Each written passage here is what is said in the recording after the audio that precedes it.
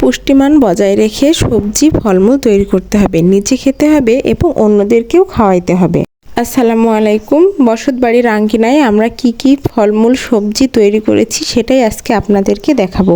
আমার বাড়ির সামনে বড় বড় আম গাছ আছে। আম গাছের নিচে ছায়াযুক্ত স্থানে কলা গাছ লাগিয়ে দিয়েছি। এই যে কলা ধরেছে, 7-8টা গাছে কলার কান পড়ে আছে আমরা দেখতে পাচ্ছি। এখানে জিন কলা, অনুপম কলা, সাগর কলা, জয়ন গভর্নর, কাঁচা কলা এগুলো আছে। আর এই যে এটা আলুর গাছ, মাটির নিচের গড় আলু, আলতাপাটি যে যেটা বলে আর কি, মাছ আলু, গড় আলু এগুলাই বলে। এই যে সুপারি গাছ অনেক বড়, তাই সুপারি গাছে উঠাই দেওয়া হয়েছে। সুপারিও ধরবে, আবার হচ্ছে এই যে এটা কন্দল ফসল বা আল ফসলের মধ্যে সেটাও হয়ে যাবে, এই জন্য সুপারি গাছে দেওয়া হয়েছে। এটা ওল কচু আমাদের বাড়ির আঙ্গিনায়, বাড়ির সামনেই সাইডে দেখা যাচ্ছে ওল কচু লাগিয়ে রাখা হয়েছে। এটা পেয়ারা গাছ, অনেক পেয়ারা ধরে আছে, তবে ওভাবে বোঝা যাচ্ছে না। এই যে কলা পড়ে আছে, এটা হচ্ছে অনুপম কলা, দেখুন কত বড় কানটা। এটা হচ্ছে অনুপম কলার গাছ।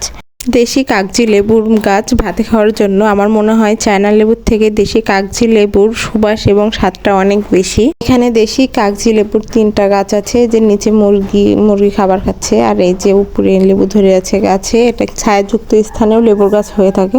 উঠানের এক পাশে সুন্দর এই যে বেগুনের গাছ লাগানো হয়েছে। এর আগেও ছিল ডিম বেগুনের গাছ, এটা অনেক বছর হওয়ার কারণে নষ্ট হয়ে গেছে। পুনরায় আবার নতুন করে বেগুনের গাছ লাগানো হয়েছে।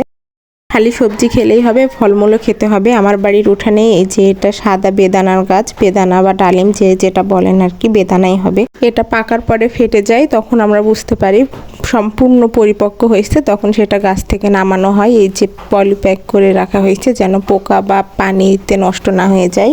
মাশাআল্লাহ, সাইজটা অনেক বড় হয়েছে। এই যে দেখুন, এটা সম্পূর্ণ পাকেনি, তারপরেও অনেকটা বড় হয়ে গেছে। এটা সম্পূর্ণ পাকার পরে মাঝখান থেকে ফেটে যায়, তখন আসলে সেটা বোঝা যায় যে পেকে গেছে। এই যে এটা হচ্ছে অরিজিনাল কালার, ওটা সাদাই হয়। উঠানের আরেক সাইডে লাগানো আছে, এটা হচ্ছে রাজশাহী ফল গবেষণা থেকে আনা চারা, বেদানার চারা।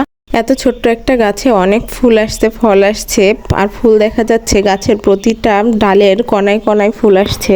আমরা লাল যে বেদানাটা দেখি, এটা সেই বেদানা। এই যে ধরেছে দেখুন, ছোট থেকে একটু লাল লাল এবং সুন্দর হচ্ছে তরতাজা। গাছটা খুব যে বড় সেটাও না, গাছটা খুব জোর 7-8 ফুট মতো হবে, তাতেই কত ফুল ফল আসছে। মাশাআল্লাহ, এটা দেখে খুবই ভালো লাগে। মাননীয় প্রধানমন্ত্রী শেখ হাসিনা বলেছে, কীটনাশক মুক্ত এবং পুষ্টিমান বজায় রেখে 1 ইঞ্চিও জমি যেন ফাঁকা না থাকে চাষাবাদ করতে হবে, এবং ফল সবজি এগুলা হচ্ছে কম কীটনাশক এবং পুষ্টিমান বজায় রেখে নিজে তৈরি করে খেতে হবে এবং অন্যদেরকেও খাওয়াইতে হবে।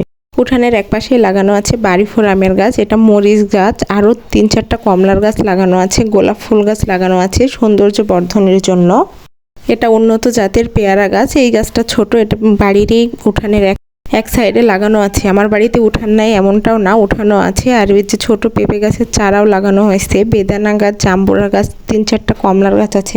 এবার আস্তে আস্তে বাড়ির বাইরের দিকে যেতে হবে। আপনারা সবাই নিজেরা চেষ্টা করলেই নিজের বাড়িতে ফলমূল এবং সবজি আবাদ করে পুষ্টিগুণ বজায় রেখে খেতে পারেন। এতে দেখা যাচ্ছে অর্থনৈতিক সাশ্রয়ও হবে, আবার আপনি পুষ্টিমান বজায় রেখে ফল এবং সবজি খেতেও পারলেন। এটা হচ্ছে আমার বাড়ির জাম্বুরা গাছ, অনেক জাম্বুরা ধরছে, প্রতি বছরই জাম্বুরা আসে, কোনো বাড়ি মিট যায় না। মাশাআল্লাহ, এই যে দেখুন অনেক বড় বড় সাইজের এবং ভেতরে দানাগুলো গোলাপি কালার।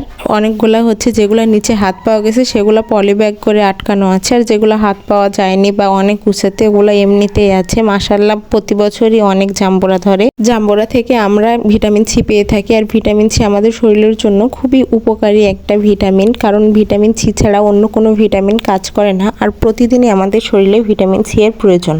একটা ফরমালিন যুক্ত কমলার অনেক দাম, সেটার থেকে আপনি যদি একটা জাম্বুরা কিনে খান তাহলে দেখা যাচ্ছে এটার দামও কম এবং হচ্ছে স্বাদও যে কম সেটা না, আপনি পরিমাণেও বেশি পেলেন এবং সঠিক পুষ্টিমান গুণগত মান বজায় রেখে আসল ভিটামিনটাও পেলেন। আমরা ফরমালিন মুক্ত ফলমূল খাওয়ার চেষ্টা করব এবং প্রতিদিন ভিটামিন সি আমাদের শরীরে রাখার চেষ্টা করব, কারণ ভিটামিন সি রোদের তাপে নষ্ট হয়ে যায়, প্রতিদিনই খেতে হয়। এই জন্য আপনারা প্রতিদিনই ভিটামিন সি খাওয়ার চেষ্টা করবেন। এবার বাড়ির পিছের আঙ্গিনায় যে আপনাদের দেখাচ্ছি যে আমি বাড়ির পিছের সাইডে আসলে কি লাগিয়েছি। যে এটা হচ্ছে আখ, কান্ডারি এরকম আখ, অনেক নরম এবং অনেক মিষ্টি, দেখুন অনেক সুন্দর হয়েছে। এটা আসলে বিক্রির উদ্দেশ্যে না, নিজের বাড়ির খাওয়ার জন্যই লাগানো হয়েছে।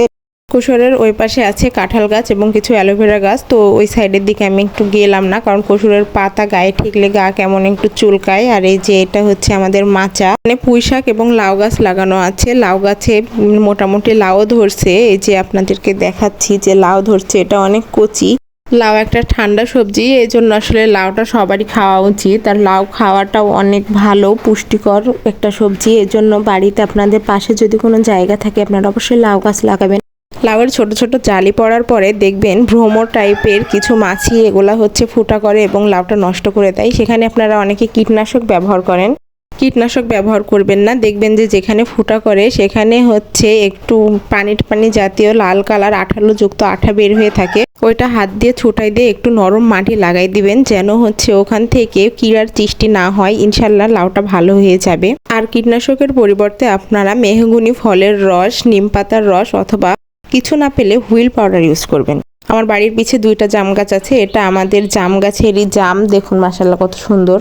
আতার গাছ, এর নিচ দিয়ে যে এগুলো হচ্ছে কচুর গাছ, যেটাকে আমরা হচ্ছে গ্রাম্য ভাষায় সাহেবা কচু বা দস্তুল বলে থাকি। বাড়ির পিছের জায়গায় ছোট ছোট কলা গাছ লাগানো হয়েছে, তো আমার আব্বু লাগাইছে, আমি একটু মাটি চেপে চেপে দিচ্ছি কলা গাছের গোড়ায়। এভাবে আমরা কলা গাছ লাগিয়ে থাকি, একটু পানি দিলেই হয়ে যায়। কলা গাছে বেশি পানি দেওয়া লাগে না। আর এখন তো বর্ষার টাইম, পানি এমনিতেই হচ্ছে। যেদিন লাগাই তখন শুকনা ছিল, এর জন্য একটু করে পানি দেওয়া হয়েছে। ছোট ছোট কলা গাছ লাগানো আছে এবং ওই যে মাটির নিচের যেগুলো হচ্ছে গড় আলু, আলতাপাটি আলু, সেগুলাও লাগানো হয়েছে। প্রতি বছরই এগুলো আমার বাড়িতে থাকে। তো এই যে পিছের পাড়ে এগুলো আবার নতুন করে লাগানো হয়েছে। আলু তুলে খাওয়ার পরে এগুলো আবার পুনরায় নতুন করে লাগাতে হয়, কারণ হচ্ছে না হলে ওই জিনিসটা মোটা তাজা হবে না। বা আপনারা একটা আলু 2 বছরও রাখতে পারেন, তাহলে একটু বেশি মোটা তাজা হয়। এই যে ছোট ছোট আলুর গাছ, পেঁপের গাছ এবং করলা গাছ এখানে লাগানো হয়েছে। বাড়ির পিছের আঙ্গিনাতেও 2-3টা ছোট লেবুর গাছ আছে, সাথে পেঁপে গাছ এবং অন্য যেসব ছোট লতা জাতীয় গাছ সেগুলোও বেড়ার সাইড দিয়ে লাগানো আছে। এই যে এটা আমাদের হচ্ছে পুকুর, দাদার আমলে পুকুর ছিল, এখন আর পুকুর নাই আসলে, চারিদিককার মাটি নেমে ছোট হয়ে গেছে। তো এর মধ্যে তেলাপিয়া মাছ ছাড়া আছে, নিয়ে যাব যেখানে আমি আসলে আমার বাড়ির পিছেই সবজি আবাদ করার জন্য এখানে বেড তৈরি করে সবজি আবাদ করতেছি। সেখানে নিয়ে যেয়ে আপনাদেরকে দেখাবো আসলে কিভাবে বেড তৈরি করবেন এবং কিভাবে সবজি উৎপাদন করবেন। এই যে আমার কাছে এগুলা হচ্ছে সবজির বীজের প্যাকেট, এটা ঝিঙ্গা, লাউ, আরও অনেক রকম বীজের প্যাকেট আছে, কুমড়া, চাল কুমড়া, এরকম টাইপের যেসব হচ্ছে বীজ, সেগুলো আমি এক জায়গায় ঢেলে নিয়েছি। এগুলা বেড়ার সাইড দিয়ে লাগাবো। আব্বু আম্মু আমরা 3জন মিলে সবজির বেড তৈরি করা শুরু করে দিয়েছি। নিজের কাজ নিজে করার মধ্যে একটা অন্যরকম আনন্দ আছে। সবাই নিজের কাজ নিজে করার চেষ্টা করবেন, দেখবেন অন্যরকম ভালো লাগা কাজ করছে। এই যে আমার আব্বু মোহাম্মদ আব্দুল জলিল সরকার, উনি বেড তৈরি করে দিচ্ছে। আমি বললাম যে তাড়াতাড়ি বেড তৈরি করে দাও। সুন্দরভাবে এই যে বেড তৈরি করে দিচ্ছে, কোদাল দিয়ে কোবাই এই যে এগুলো ড্রেন তৈরি করছে পানি নামার জন্য। সব থেকে উত্তম বেড তৈরি করে সবজি উৎপাদন করা। আমার আম্মু মোসাম্মদ কবিতা সরকার, এই যে আমার আব্বু বেড করে দাগ দিয়ে দিয়েছে, এটা হচ্ছে লাইন করে দিয়েছে। একটা বেডে 4টা লাইন। আমার আম্মু এই যে গিমা কলমির বীজ প্রতিটা লাইনে দিয়ে দিচ্ছে। তারপরে বেডটা সুন্দরভাবে লেভেল করে দিবে। কিছুদিনের মধ্যে দেখা যাবে বীজের মুখ ফেটে গাছ বের হচ্ছে। এই যে এটা হচ্ছে লাল শাকের বিচি, আমি বেডে এগুলো ছিটাই দিচ্ছি সুন্দরভাবে, যেন প্রতিটা জায়গায় বীজ পড়ে এবং ভালোভাবে গাছ বের হয়। যদি এক জায়গায় পড়ে এক জায়গায় না পড়ে, তাহলে দেখা যাচ্ছে এক জায়গায় অনেক গাছ বের হবে, এক জায়গায় কোনো গাছই থাকবে না। এজন্য আস্তে আস্তে এটা সতর্কতার সঙ্গে ছিটানো উচিত। লাল শাকটা খেতে আমার খুবই ভালো লাগে। আমার শুধু লাল শাক না, প্রতিটা শাকই খুব ভালো লাগে। যেটা দেশি কচুর শাক সেটা তো আরো বেশি ভালো লাগে। আজকের ভিডিওটা দেখানোর মূল উদ্দেশ্যই আমরা বসত বাড়ির আঙ্গিনা কিভাবে কাজে লাগাতে পারি। একটু পরিশ্রম এবং যত্ন করে আমরা পুষ্টির গুণ বজায় রেখে যে কোনো সবজি এবং ফলমূল এগুলো নিজেরা তৈরি করে নিজেরাই খেতে পারি এবং বেশি হলে আমরা সেলও করে দিতে পারি। তো আজকের ভিডিও যদি আপনাদের ভালো লেগে থাকে অবশ্যই লাইক, কমেন্ট, শেয়ার করবেন। আর যারা আমার চ্যানেলটি সাবস্ক্রাইব করেননি তারা আমার চ্যানেলটি প্লিজ সাবস্ক্রাইব করে দিবেন। আর যারা সাবস্ক্রাইব করেছেন আপনাদেরকে অসংখ্য অভিনন্দন এবং শুভেচ্ছা। এবার আমি দেখাবো যে বীজ বপনের পরে কিভাবে হচ্ছে আপনারা লেভেল করবেন। সঠিক নিয়মে লেভেল করলে গাছগুলো অনেক ভালো বের হবে। আর আপনারা যদি বেশি মাটি টেনে ফেলেন তাহলে দেখা যাচ্ছে সব জায়গায় ঠিকভাবে গাছ বের হবে না। তাই সাবধানের সাথে ভালোভাবে লেভেল করতে হবে। এবার এটা আপনি কি করতেছেন? এটা হচ্ছে লেবেল করছি, মানে গ্রাম্য ভাষায় যেটা বলে মইটানা। ও, মইটানা মানে শাকের বিচি ছিটাই দিয়ে মই টানতেছেন। এইসব এত টেকনোলজি শেখার জন্য আপনাকে কে হেল্প করেছে? কৃষি অফিস হেল্প করেছে, বাঘা কৃষি অফিসের যারা অফিসার তারা, আর আমার আব্বু আম্মু অনেক কিছু জানে, তাদের থেকে দেখে দেখে শিখেছি। ও, কৃষি অফিসার সর্বোপরি কৃষি অফিসার বা কৃষি হ্যাঁ। অফিস আপনাকে বিভিন্ন ট্রেনিং মিটিংয়ে আপনি যান, তাই না? হ্যাঁ, অনেক এগুলা নিয়ে ইয়ে যাই, করে, হ্যাঁ। অংশগ্রহণ করি। হ্যাঁ, তাই বাড়ির সব আঙ্গিনায় আপনি ব্যবহার করছেন। বাড়ির 1 ইঞ্চি জমি যাতে পড়ে, কোনো 1 ইঞ্চি প্রতি জমি যেন পড়ে না থাকে, সেটাই আপনি ব্যবহার করেছেন। হ্যাঁ। তাই সব দিক দিয়ে কোনো জায়গায় লাউ, কোনো জায়গায় চেষ্টা করেছি। হ্যাঁ পুঁই শাক, হ্যাঁ, তারপরে কোনো জায়গাতে হলো বিভিন্ন লতা জাতীয় শাক সবজি, হাঁস মুরগি সবগুলাই আপনি ইয়ে করছেন। তাহলে তো আপনার বাড়ি একটি খামার বাড়ি হয়ে গেল। হ্যাঁ, আমার বাড়ি পুরাই একটি বাড়ি একটি খামার।